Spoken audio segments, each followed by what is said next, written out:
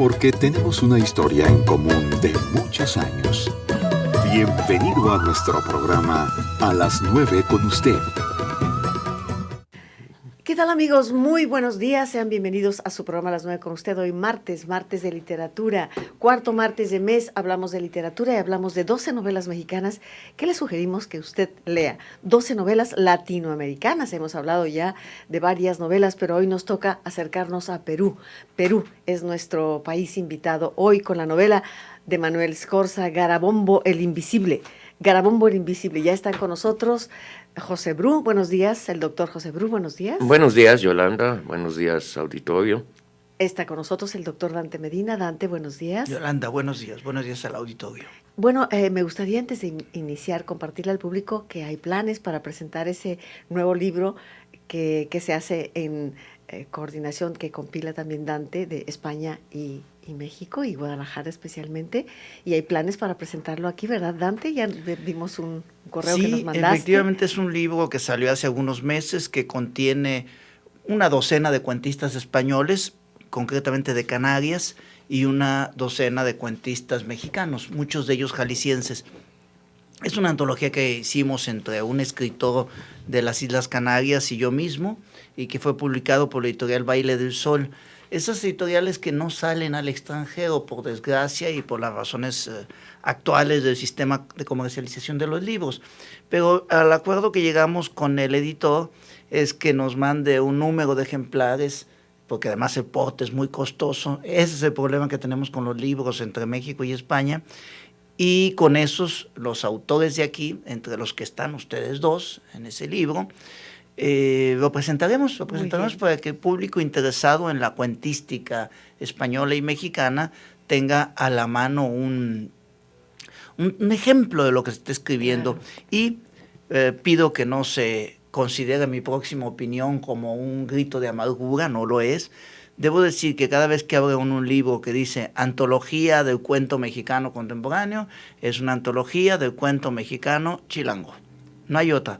Es decir, parece que nadie está escribiendo fuera de México, excepcionalmente algunos de los grandes cuentistas que no viven en el DF, que claro que los hay y muchos, es decir, en Veracruz, en San Luis Potosí, en Jalisco, en Yucatán, etcétera, aparecen, pero muy excepcionalmente. Si no, sí, la imagen que uno tiene de la literatura mexicana es la imagen de la literatura que se hace en el DF.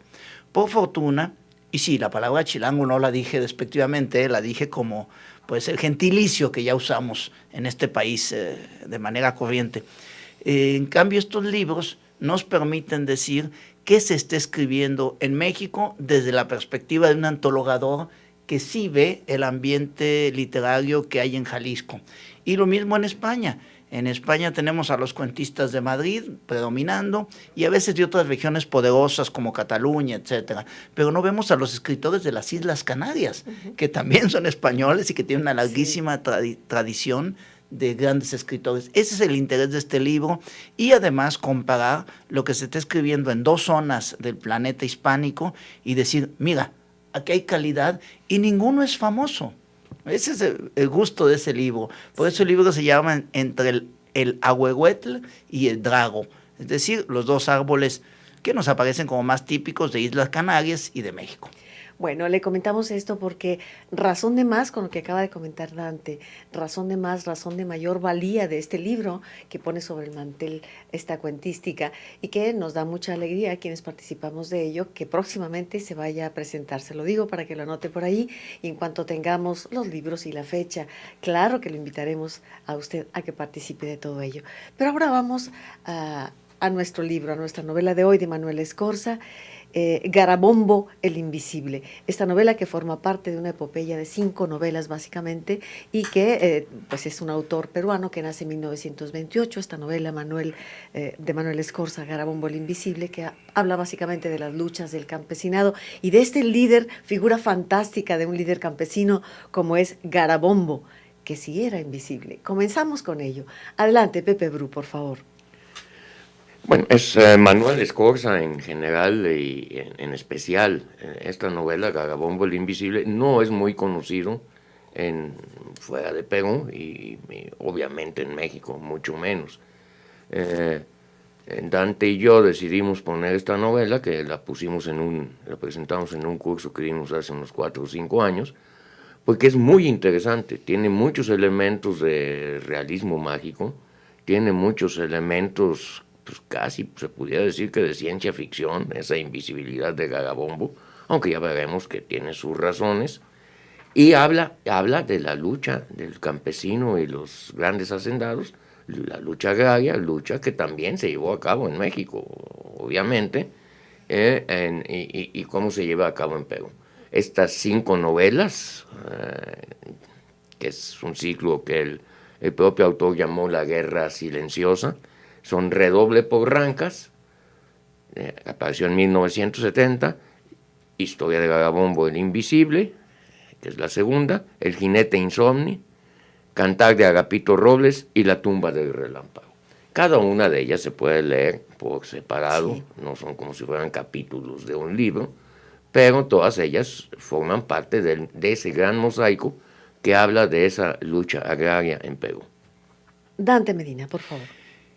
Últimamente me he estado topando con autores que leo y admiro fuera de la literatura. Uno es Jean Meyer, en su libro publicado por Tusquets sobre la historia de la continencia sexual de los sacerdotes, impuesta por la Iglesia, y otro de ellos de Douglas Hofstadter, que se titula Yo soy un extraño bucle, y los dos dicen la misma cosa que me interesa muchísimo, del tipo, pues me acusan de anecdótico y me acusan de hablar mucho de mí mismo, y ellos dicen, cada quien por su lado, es que estas analogías que tienen experiencia personal son las que me permiten explicar la materia de la que voy a tratar. Uno hablando de la historia de la Iglesia y otro hablando de física y matemáticas.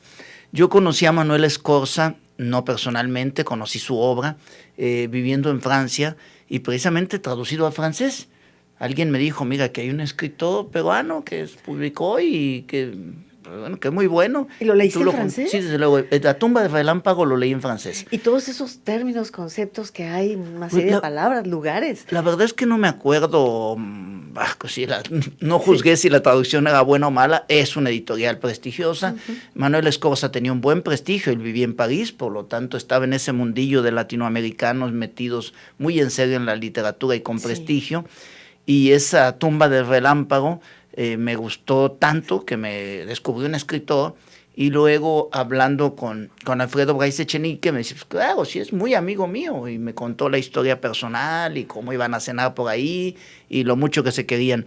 Y empecé a leer a todo Manuel Escorza hasta que lo incluí en un curso diciendo, no puede ser. Y precisamente incluí en un curso La Tumba del Relámpago, que es el que estaba disponible en versión francesa. Y lo demás sé que se estaba traduciendo, se tradujo, algo así. Ya saben ustedes que murió en el 83 en un accidente aéreo.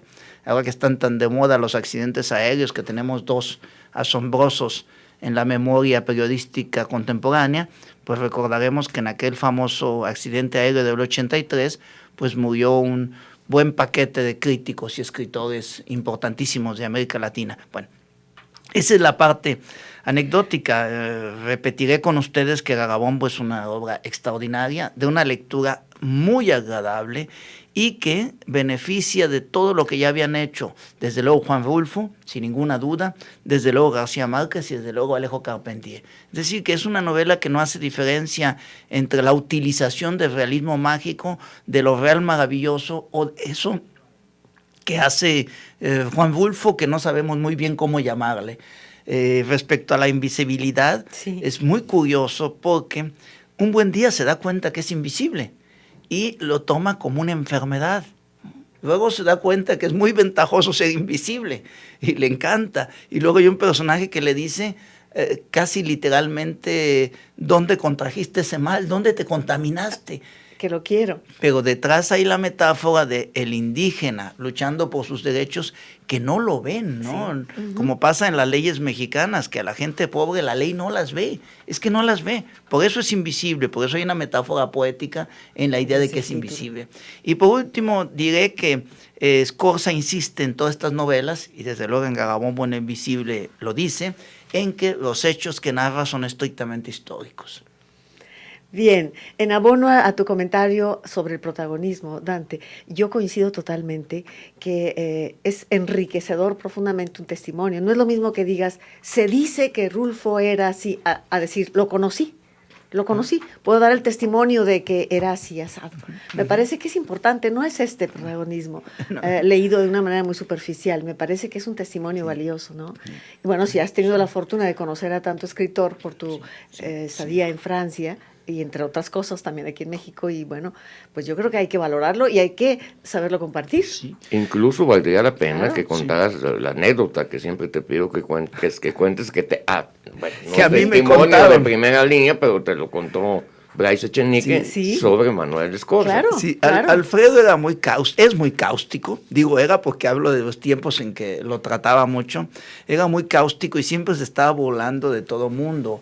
Por ejemplo, decía que cuando en Cuba le decía Nicolás Guillén, tengo lo que tenía que tener, tengo la libertad, soy un país libre, él decía, mira, y le señalaba por la ventana donde veían pasar los barcos militares rusos vigilando la isla. Ese es el tipo de anécdotas de Bryce Echenique. La de Manuel Escorza es que Escorza empezó siendo un gran socialista y luego se enriqueció Sí. vendiendo libros de pueblo en pueblo de los que ya no tienen derechos de autor y que todo el mundo conoce, es decir, supongo Clásicos. que los clásicos, Shakespeare, la Divina Comedia, y le atinó a los libros que la gente necesitaba leer en un país sin libros y se enriqueció de hacer eso.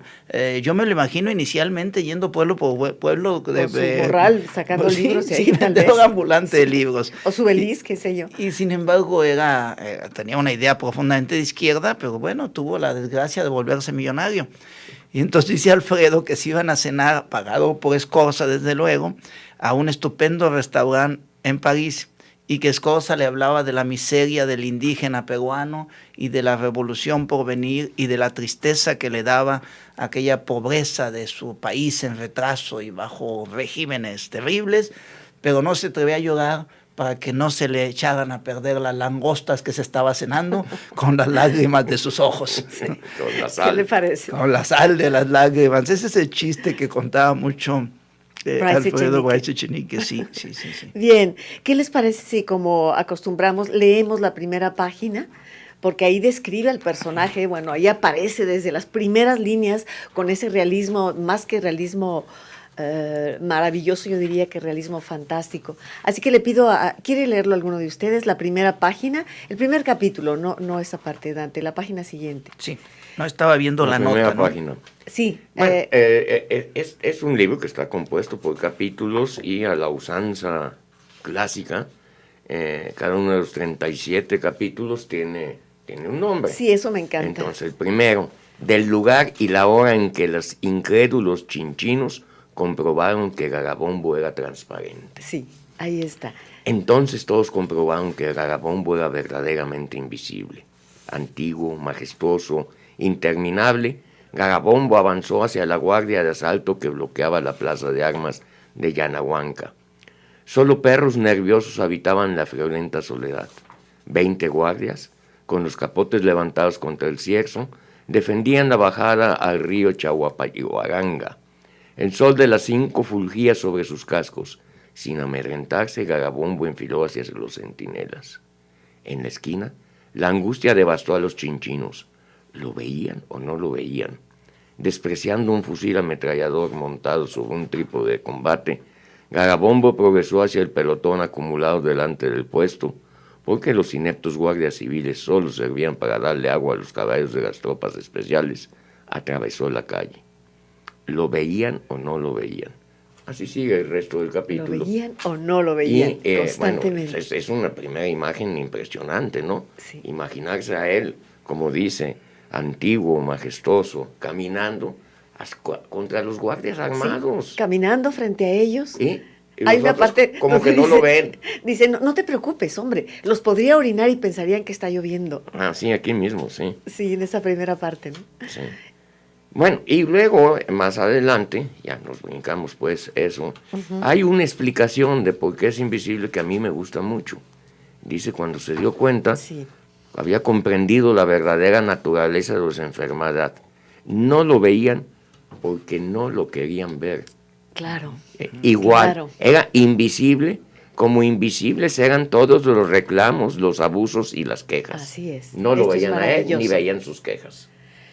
Bien, nos están indicando el primer corte del programa. Sí, me parece muy atinado que detengamos ahí en este momento y en esta garbanzo de la libra de la novela que presenta de esta manera la invisibilidad de la gente que está desposeída realmente. Vamos a ir al corte. 3030-5326, 3030-5328, 01800-08 78-817. Gracias, Víctor Hugo Barbosa, Barchita, gracias, Claudia Fernández, Ángeles Rodríguez, muchas gracias, Angelito, Claudia, por apoyar nuestro programa en la parte de la producción. Vamos a ir al corte y regresamos para seguir con Garabombo, el invisible. A las 9 con usted. Regresamos. A las 9 con usted. Continuamos. Continuamos hoy con Garabombo, el invisible. Ya hay algunas llamadas del público. Bueno, tenemos este disco que será rifado entre todos ustedes. Todavía está encelofanado. Concomitante Tapatío es el disco que hoy rifamos entre todos ustedes. 3030-5326, 3030-5328 y 01800-0878-817. Vámonos con Garabombo, el invisible, que estamos hablando de este líder campesino peruano. Adelante, José Bru. Es una novela además que nos trae siempre en el filo de la realidad y la fantasía, porque uno empieza a decir, bueno, ¿realmente es invisible Garabombo? Bueno, ya mencionaste tú que dice, ¿no? Es de carne transparente, bueno, uno dice, de veras, es de carne transparente. Y en el primer capítulo nos damos cuenta que los chinchinos, los campesinos, sí lo ven. Los que no lo ven son los hacendados y los guardias. Entonces uno dice, caray, no, bueno, sí es real. Incluso a mí me ha hecho reflexionar cuando lo leí sobre otros casos de invisibilidad. Hay un cuento delicioso de Chesterton y el padre Brown, donde hay pues, un misterio como los que acostumbra resolver el padre Brown, y pregunta, ¿vino alguien más? Y todos dicen no. Y sí había llegado alguien más, el cartero. Pero es una figura tan familiar que no la tomas en cuenta y todos dicen nadie. Hasta que él dice, no, bueno, sí llegó alguien más, y ese más que llegó era muy importante, porque era la clave. Él traía el paquete que estaba en cuestión. Cuando vamos a un restaurante, primero somos invisibles para los meseros, porque no nos ven hasta que quieren vernos, hasta que quieren vernos, no nos ven porque no nos quieren ver. Y luego ellos son invisibles para nosotros, porque empezamos a platicar, y si está el mesero es como si no estuviera, como si fuera una pared más. No nos molesta, no nos saca de onda. O sea, se han de enterar de cosas maravillosas los meseros, porque decimos lo que sea enfrente de ellos como si no estuvieran. Entonces, por eso digo, nos trae entre la realidad y la fantasía. O bueno, ya uno dice, no, bueno, ok, ya, no lo ven porque no lo quieren ver. Pero luego hay otro capítulo formidable donde los caballos hablan. Y retoman ellos la lucha de sus jinetes. Sí. Un capítulo delicioso también. Hermoso. Esto es el realismo fantástico, porque es real. Sí, Dante. No, en el mismo tenor, a mí me gusta bastante el principio, porque empieza como si ya estuviéramos enterados de algo antes. Empieza, entonces todos comprobaron, entonces todos comprobaron. Ese entonces al principio de una novela es muy fuerte.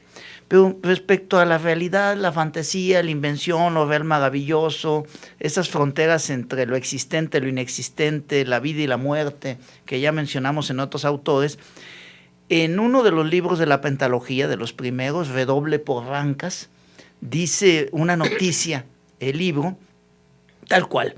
Este libro es la crónica exasperadamente real de una lucha solitaria, la que en los Andes centrados libraron entre 1950 y 1962 los hombres de algunas aldeas, solo visibles en las cartas militares de los destacamentos que las arrasaron. Y hablando de sí mismo, en ese mismo libro dice, más que un novelista, el autor es un testigo.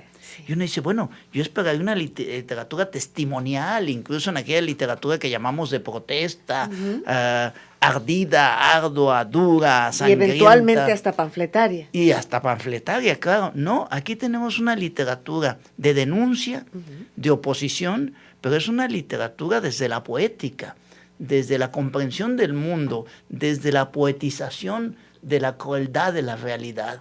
Eso es lo extraordinario. Es decir, en 2 libros de esta pentalogía hay una metáfora similar que puede ser la misma. Aquí Garabombo es el invisible y explicamos por qué, porque no lo ven. Y eso le permite avanzar y entrar a donde están los documentos auténticos que dan por dueños de esa tierra que les arrebataron a los comuneros, a las comunidades indígenas, y entra y se lleva los documentos tranquilamente, Sí. sin ningún problema, porque no lo ven. Y los demás ven cómo entra, como nadie le hace caso, y cómo sale, porque precisamente es invisible. Y de ahí el capítulo, la parte donde dice que descubrió las grandes ventajas de ser invisible. Capítulo 14. Pues es que su libro tiene índices, y el mío no. Sí. Sí, desde luego. ¿Es cierto lo que dice Melesio Namador? Es cierto, Garabombo es invisible. Hace años que se infectó de esa desgracia, pero ya no es una desgracia, es una ventaja. Es algo extraordinario, y dije que es una metáfora que se comparte porque el otro libro que se llama El jinete insomne es la misma idea. Garabombo es invisible y puede sustraer los documentos que prueban que desde tiempos de la colonia Le el rey pertenecen. les reconoció la posesión de esa tierra y la propiedad. Y el jinete insomne es un jinete que no puede dormir porque va custodiando los documentos de propiedad de la tierra, y si se duerme los puede perder. Y si Garabombo está infectado de la invisibilidad, el jinete insomne está infectado de no poder dormir. Es que no puede dormir. Y con esas grandes metáforas construye una literatura más atractiva que la sencilla llamada de protesta, que trae una ideología detrás, que trae un adoctrinamiento, y digámoslo claramente, mucha de ella que trae un aburrimiento, porque parece que estamos asistiendo a una evangelización ideológica de la izquierda recalcitrante, y se olvidan de hacer literatura por hacer panfletarismo o por hacer promoción ideológica. Y este libro no, este libro es una pieza poética de narratología. Desde el principio, desde el primer capítulo. Sí, adelante, José. Incluso yo diría que tiene algunos toques de humor, por ejemplo, en este capítulo que menciona Dante, el capítulo 14. Fíjense qué bonito el título, que demuestra, si demostrar es necesario, las ventajas de la invisibilidad. Como es, bueno, pues, ¿para qué necesito demostrar las ventajas de la invisibilidad si son obvias, ¿no? Sí. Y luego esa licencia, esa libertad, ese permitirse lo que, insisto, yo lo atribuyo a un poeta que también fue poeta Scorza, de, sin decir explicación ninguna, como hace lo real maravilloso, que tampoco explica, o el realismo mágico, que tampoco explica, que tú mencionaste, es decir, la presencia de los caballos. Sí. Primero, los caballos se constituyen en asamblea, porque la metáfora indica que los caballos son tratados terriblemente como humanos, como se trata a los indígenas en las haciendas, Yanahuanca en este caso, o los indígenas son tratados como animales. Cualquiera de las dos es explicación posible. Bien, pues estos caballos se reúnen en asamblea, como se reúnen en asamblea los indígenas, que es delicioso cómo discuten. Es delicioso, porque discuten casi con el mínimo de palabras, casi sin hablar, discuten y se van cediendo uno a otro su propia voz. Pero luego los caballos en esa parte, bueno, se reúnen en asamblea y toman decisiones. Sí. Pero después están enfrentándose casi a mano limpia los pobres indígenas contra un ejército relativamente regular que les está ganando la batalla de manera terrible.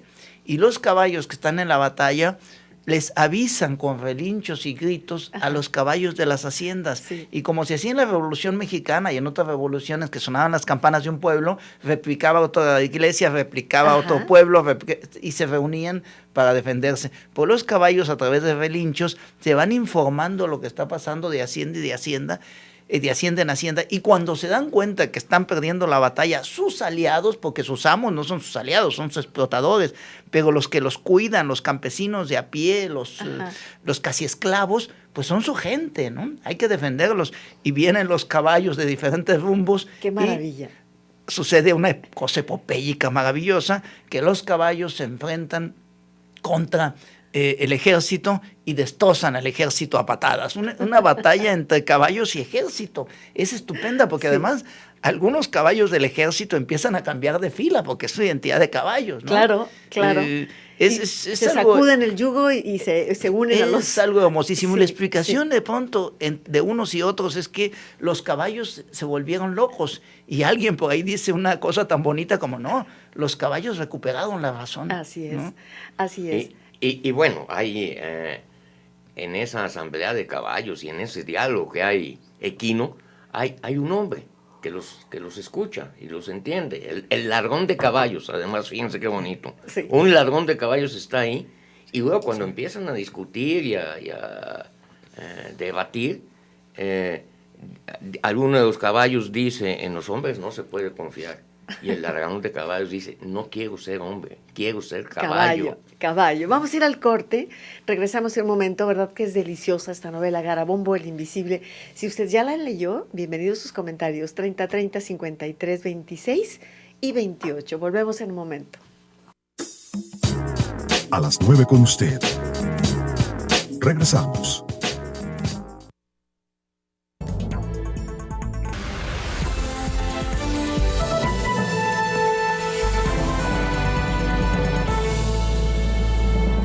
Hola, ¿cómo están? Saludos desde el canal internacional de Deutsche Welle. Mi nombre es Rosa Casals y este es nuestro resumen de la actualidad. El tren que transporta los cuerpos de los pasajeros del vuelo MH17 llegó a la ciudad de Kharkiv, la segunda más grande de Ucrania que se halla fuera del territorio de los separatistas prorrusos. Los primeros cuerpos llegarán el miércoles a los Países Bajos. Los separatistas prorrusos entregaron también a las autoridades de Malasia las cajas negras del avión derribado este jueves. Además, anunciaron un alto el fuego en la zona del siniestro. El Consejo de Seguridad condenó el supuesto derribo del avión malasio en Ucrania. En una resolución aprobada por todos los miembros, exige con efecto inmediato el libre acceso al lugar de la catástrofe y una investigación internacional. En Bruselas, los ministros de Exteriores de la Unión Europea deliberan sobre los siguientes pasos a seguir. El alemán Frank-Walter Steinmeier habló de endurecer las relaciones con Rusia. En Gaza continúa la ofensiva israelí. Al menos 580 palestinos, en su mayoría civiles, y 27 israelíes murieron desde el inicio de los ataques. Los heridos se cuentan por millares. Un avión israelí bombardeó la sede de Al Jazeera y Associated Press, así como una escuela de la ONU en el centro de Gaza. Los esfuerzos diplomáticos continúan. El secretario de Estado de Estados Unidos, John Kerry, se comprometió hoy en El Cairo a proseguir la mediación hasta lograr un alto el fuego entre Israel y Hamás en la franja. Hoy comienza la visita de 2 días a Cuba del presidente chino Xi Jinping, último destino de su viaje por Latinoamérica. Antes de su llegada se celebró un foro económico bilateral con 23 empresas chinas donde se firmaron acuerdos de cooperación. China es el segundo socio global de la isla por detrás de Venezuela. El encuentro llega tras la reciente entrada en vigor de la nueva ley de inversión extranjera impulsada por Raúl Castro. El futbolista colombiano James Rodríguez, máximo goleador del Mundial, será jugador del Real Madrid durante las próximas 6 temporadas. Esta misma tarde se le espera vestido de blanco en el Bernabéu, pero antes tuvo que pasar el reconocimiento médico en esta clínica de la capital española. El Real Madrid ha pagado 80 millones de euros al Mónaco por el fichaje de Rodríguez.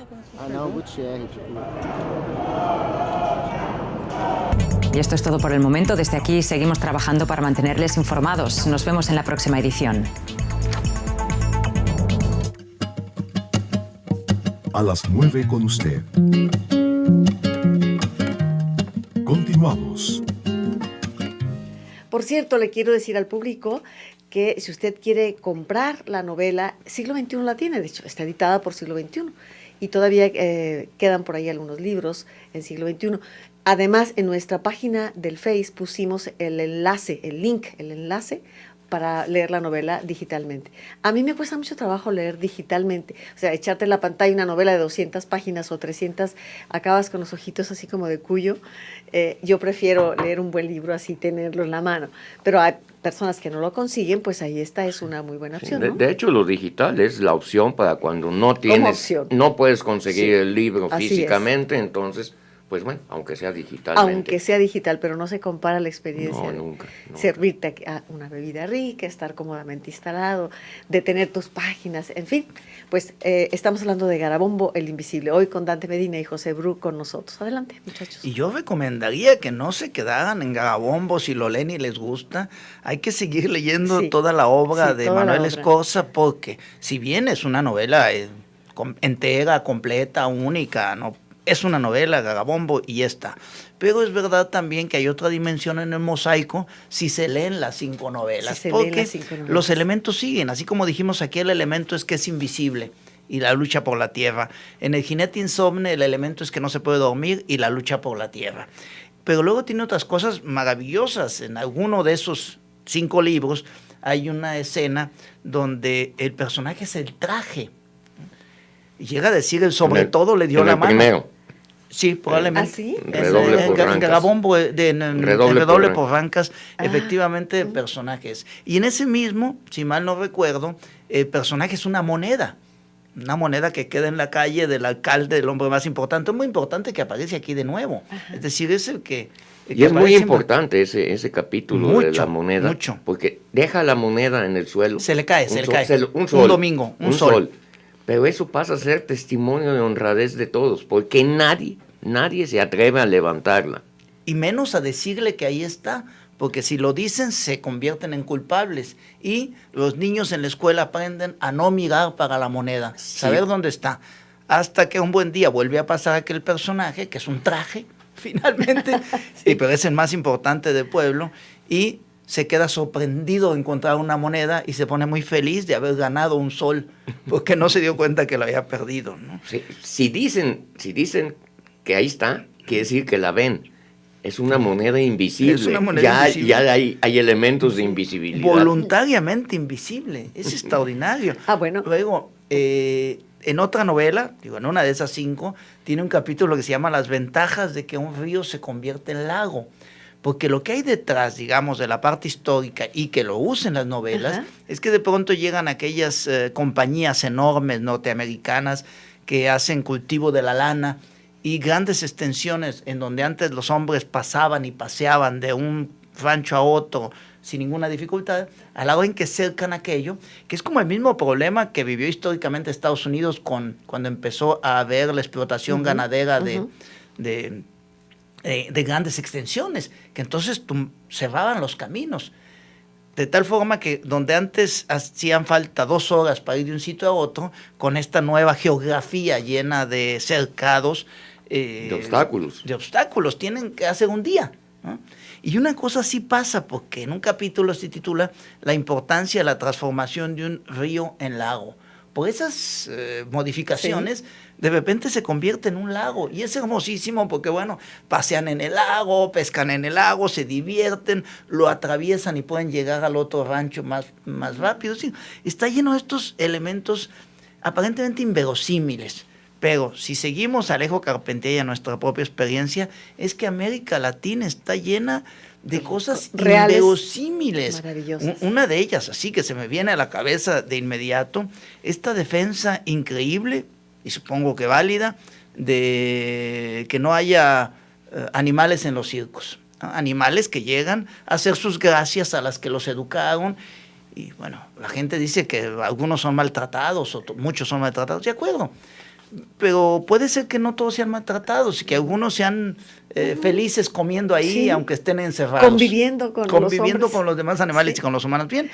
Pero a nadie se le ocurre que la crueldad está en las plazas de todos y en las comidas de todos, donde todos sabemos que lo van a martirizar y lo van a matar. Ahí ya lo sabemos. Y se va a pagar por ver la sangre, por ver la... Eso es lo mágico del pensamiento latinoamericano. Todo paga con su vida el ser estrella. Desde luego. Es decir, además no hay de otra. Perdemos un tiempo enorme legislando sobre, no sé cuántas, si el apellido de la mujer va adelante que el apellido del hombre.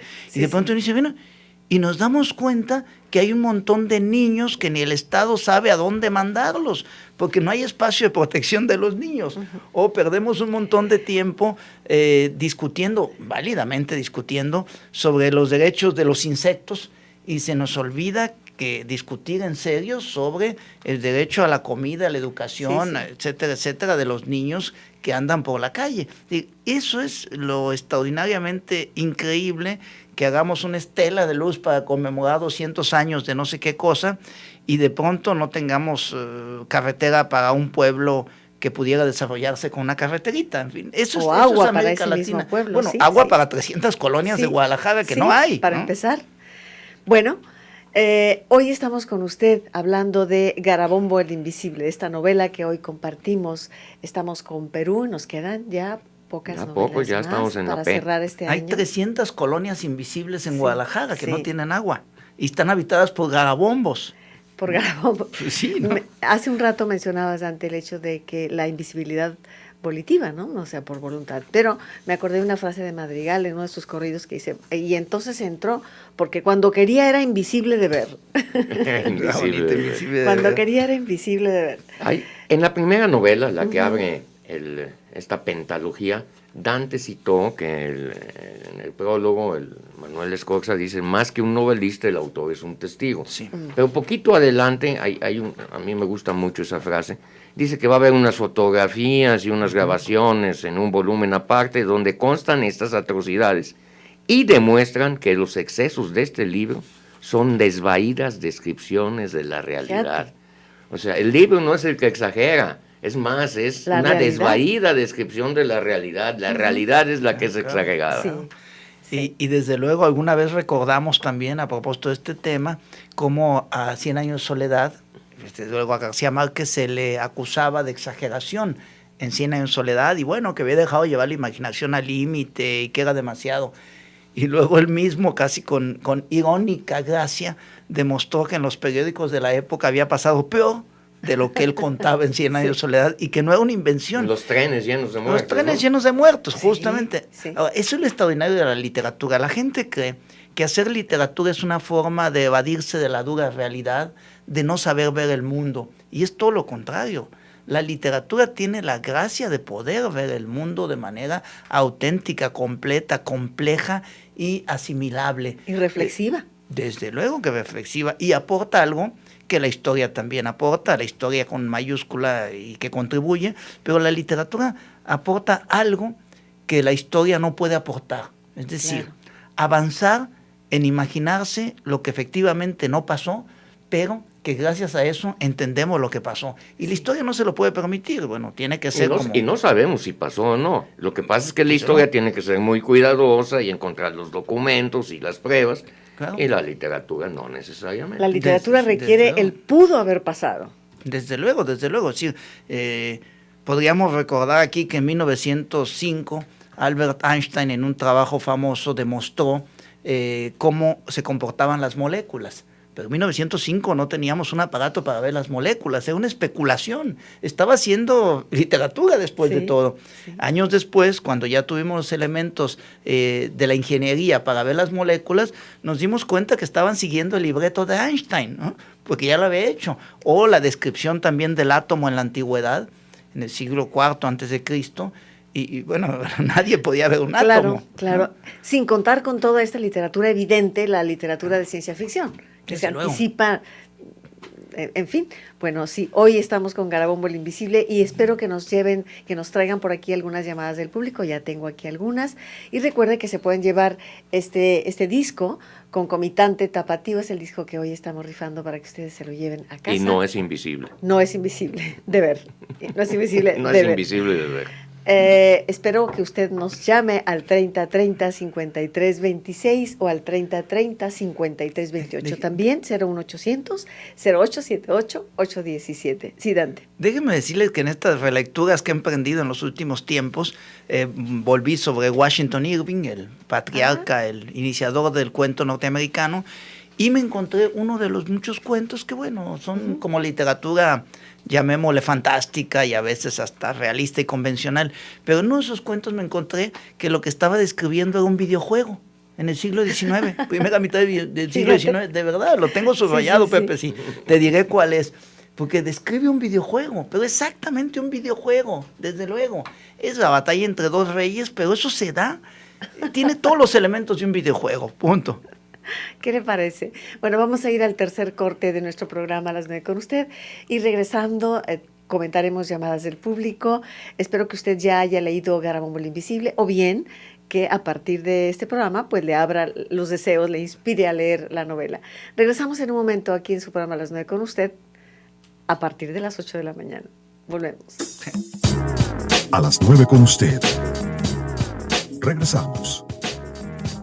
C7 en alianza con Deutsche Welle tienen la cobertura internacional de los conflictos bélicos que ponen en vilo la paz mundial. Mantente informado en C7 Jalisco, el único medio con la información del momento. C7 Jalisco, la mejor agencia de noticias.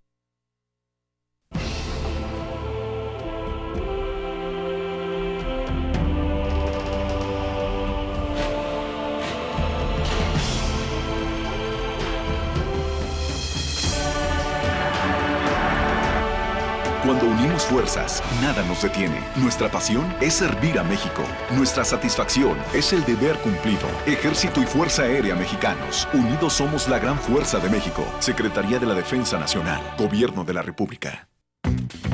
El ISO 9001-2008 de la multiplataforma C7 Jalisco nos ha permitido que 8 de cada 10 jaliscienses nos vean y 9 de cada 10 consideran nuestra información plural y objetiva, señala la encuestadora La Marca Lab, mientras que el Observatorio Jalisco Cómo Vamos destaca que somos el medio de comunicación con los mejores contenidos del Estado.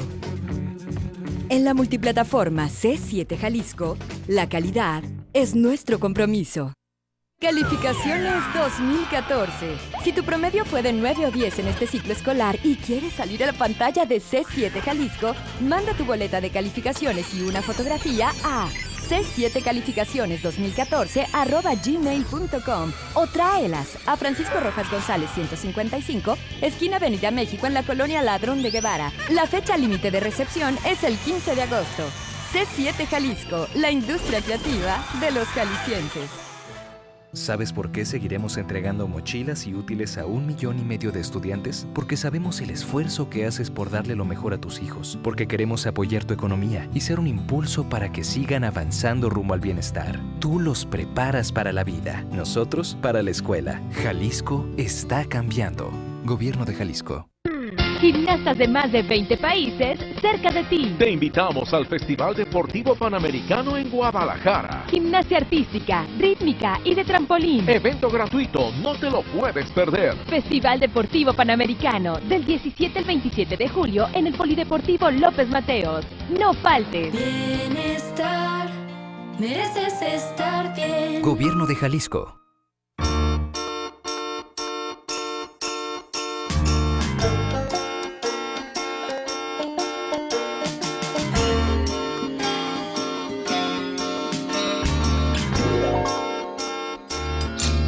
C7 Jalisco, la industria creativa de los jaliscienses. Un espacio de expresión, diálogo, realidad y compromiso para todas las jaliscienses. C7 Mujeres, lunes, 9 de la mañana. C7 Jalisco, la industria creativa de los jaliscienses. A las 9 con usted. Continuamos. Continuamos, vamos a la última parte de nuestro programa a las 9 con usted. Voy a pedirle a Ángeles que aquí viene con algunas llamadas del público, pero mientras tanto, José Bru, Dante Medina, ¿quieren comentar algo más para aprovechar este tiempo? ¿Sí? Adelante. Sí, José. No. Bueno, es que aquí ya nada más nos quedan palabras para decir es una novela extraordinaria. Bueno. Se pierde usted de algo si no la lee. Bueno, antes del corte nos estábamos riendo de lo real, fantástico que hay en el mismo programa. Sí. A las 9 con usted, a las 8. Es a las 8. Claro. Bueno, aquí va. Laura Ramírez, la Dice, leí la novela, muy interesante. Muchos saludos para Dante Medina y José Bru. Sus comentarios son muy enriquecedores, me encanta escucharlos. Laura Ramírez. Sergio Gorjón, nos dicen por favor la siguiente novela. ¿Qué razón tenías, Dante? Nos van a preguntar. La siguiente novela es la de Uruguay y veremos. A Benedetti. Mario Benedetti con La Tregua. La Tregua.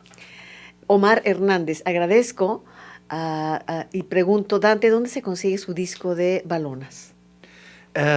Conmigo nada más, que fue una edición que yo hice y hice unos cuantitos. ¿Aquí está su teléfono? Muy bien, yo le llamo si me lo dejas con mucho gusto, y si no, ponga dantemedina.com y hay un enlace que me llega a mi correo directamente. Bien, dice el ingeniero José Luis Ortiz, tengo 3 libros, El andar de mi padre, La revolución en el sur del estado de Jalisco y Bandolero sin bandera. Me gustaría tener la oportunidad de poder presentarlos, mi trabajo en el programa. Ingeniero José Luis Ortiz, bueno, habrá que, llámenos después del programa para conocer un poco su literatura, ¿le parece? Para precisarlo con mucho gusto. Francisco Loredo Segura, felicidades a Dante Medina y a José Bru, me gusta verlos. Gracias, Juanita Esparza. Qué programazo nos dice. Estamos aprendiendo muchísimo. Felicidades a los colaboradores. Marcelo Sahagún o Marcela Sahagún, felicito al programa. Ojalá fuera más seguido esta sección, nos dice. Marco Antonio González, de Residencial Victoria, también nos saluda, así como Víctor Manuel Sevilla. Saludo al maestro Dante. Elvira de la Cruz, de la Colonia Industrial, dice presente también en estos programas. La novela me parece ingrata, cómo tratan los soldados a la señora Suspicia. Dice que primero les da de comer y luego la matan, dice Pedro Sánchez. Gonzalo Nicino, saludo a José y a Dante. No he leído la novela, ubicándola en la realidad es la transparencia de nosotros en algunas etapas de la vida. Sí, puede ser, Gonzalo. Yo me quedé pensando cuando se habla de los transparentes, con cuánta frecuencia nosotros de adultos hablamos de los niños cuando ellos están presentes como si no estuvieran. Es cierto, es verdad. Irma Manzanares presente, qué delicia volverlos a escuchar en el programa. Irene Shank, saludos desde Puerto Vallarta. Me dio tristeza cuando Consuelo dejó plantado en la iglesia a Remigio. Con su invisibilidad, Garabombo logró liberar documentos, nos dice, y tierras. Por supuesto, es el tema, Irene. Gracias por escucharnos. Qué bueno que nos escuchen ahí en Puerto Vallarta. Tere García, una felicitación a Dante Medina, Pepe Bru, por su erudición. Dice que además comparten. Por favor, repitan los datos de la novela. Y un fuerte abrazo para los dos. Los datos de la novela, bueno, Dante, sí, Pepe. Se titula Garabombo el Invisible. El autor es un peruano, Manuel Scorza, de quien también se contaba Bryce Echenique que cuando le convenía era con E y se ponía Scorza para ser el primero, pero que en la clase decía que era Scorza para ser el último y que no le alcanzaran a hacer preguntas, Ahí que está. mucha gente que tiene apellidos así utiliza. Se consigue esta novela sin problema, ya lo decíamos, sí, en la librería Siglo XXI, que está en Díaz de León y López Cotilla. Sí. Y se consiguen además las otras de la pentalogía, que como digo, es muy sabroso leerlas todas, ¿eh? Vale la pena. Bien. Un saludo ahí a los amigos de Siglo XXI. Todavía ayer hablé para preguntar si había, y sí lo tienen, Garabombo el Invisible. Bueno, pues vamos a tomar una papeleta antes de que el tiempo nos coma y ya y para que se lleve el disco. Dante, ¿quieres tomar una papeleta? Sí, la que tú quieras, para que se lleve. Aquí está. El ingeniero José Luis Ortiz puede venir por su disco concomitante Tapatío. Ahí está, para que se lo lleve a casa. Y vamos a las conclusiones de nuestro programa de hoy, de nuestra novela de hoy, gracias a la presencia de los doctores en letras Dante Medina y José Bru. Adelante, José. Bueno, yo cada vez me congratulo más de la decisión que tomamos de, en este ciclo de 12 novelas latinoamericanas, no irnos por los muy conocidos ni por los famosos. La elección normal, natural, hubiera sido, en el caso de Perú, a Vargas Llosa. Todo el mundo conoce novelas de Vargas Llosa y no aportaríamos nada nuevo. En cambio, Manuel Scorza, autor casi desconocido, Garabombo el Invisible, novela invisible, porque casi nadie la conoce, nos da oportunidad de ver que hay una infinidad de autores con quizá menos fama, pero igual o mayor calidad que los famosos. Y en el caso de algunos famosos, fama inmerecida.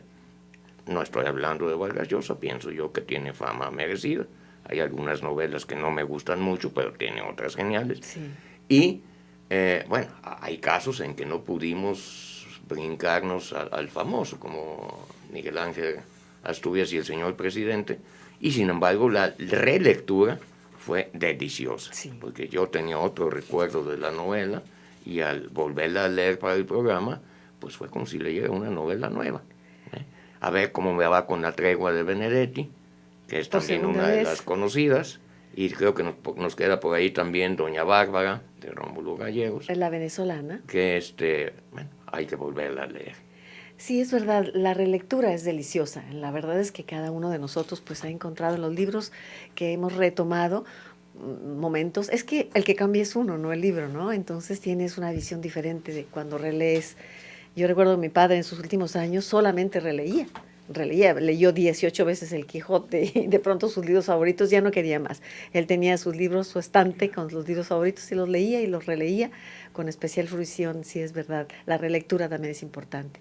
Yo también nos felicito de que estemos realizando esta sabrosura, ¿no? De estar recuperando 12 novelas. Poder dar cuenta de al menos 12 novelas latinoamericanas, ¿no? Dante. Sí, fíjate, a lo mejor ya estoy llegando a la edad de tu padre, porque últimamente estoy muy interesado en releer, porque hace uno de nuevo su historia, de sus lecturas personales y de su literatura. Es cierto. Y hay que reconocer que hay libros que nos impactaron en la juventud y que ahora no nos dice nada. Y hay libros que uno lee ahora y le dice lo que realmente debió habernos dicho, pero no teníamos experiencia vital para entenderlos. Y respecto a la relectura, nunca nos cansaremos de citar a Borges con su enorme fama de erudición y de gran lector. Sí. Y cuando le preguntaron qué tanto había leído, la respuesta es genial. Dice, he leído mucho lo poco que he leído. Sí. Sí, está hablando de la relectura extraordinaria. Y a lo mejor esta relectura, estos entusiasmos en este programa, con esta gran decisión de tomar 12 novelas latinoamericanas, para lo que sirve es para que la gente vea nuestro entusiasmo de lectores que nos vuelven a encantar novelas, como decía Pepe, el señor presidente, que decía, bueno, pero el señor presidente se quedó en mi pasado, eso no lleva lejos. Lo leí en la prepa ya. Eso ya basta, ¿no? Sí, y fíjate, ese fenómeno es muy curioso. Aquí en México tenemos un gran entusiasmo por Madame Bovary, de Flaubert, y todo el mundo lo hemos leído. Yo descubrí con asombro que los muchachos de facultad en Francia les decían Madame Bovary, decían guácala, ¿no? ¿Qué es eso? Y es porque en la prepa los obligaban a leerla. Y el problema de Madame Bovary sobre la infidelidad, etcétera, etcétera, lo que la gente conoce, a un chavo de prepa no le dice nada todavía. Y lo lee después y es maravilloso. Yo confieso que son pocos los libros a los que vuelvo que no me asombren y que diga, qué extraordinario, qué extraordinario. Evidentemente nosotros tres tenemos libros escogidos, pues no estamos en la biblioteca pública, sino son libros que nos interesaban, ¿no? Y nuestro espacio favorito es ahí en medio de los libros, aunque de pronto ya no alcance, por más grande que sea tu espacio. ¿No te ha pasado, Dante? Puedes meter un nuevo librero, dices, con esto ya voy a desahogar aquí, y los llega, y todo sigue igual. Ay, fíjate, el otro día Pancho Madrigal nos decía a Pepe Bru y a mí algo sumamente curioso, ¿no? Que yo nunca había pensado en eso. Ajá. Dice, mira, es que yo voy a casa de otra persona me dijo. Y veo los libros que tiene y se me antojan más que los míos. Y cuando nos reunimos en casa de uno de nosotros tres, los dos que no son de ahí están mirando para los libros. Es cierto, a ver qué tiene que yo no tenga. Y dice Pancho, es que qué curioso que se le antojan a uno los libros de otro. Le dije, no te preocupes, las mujeres también.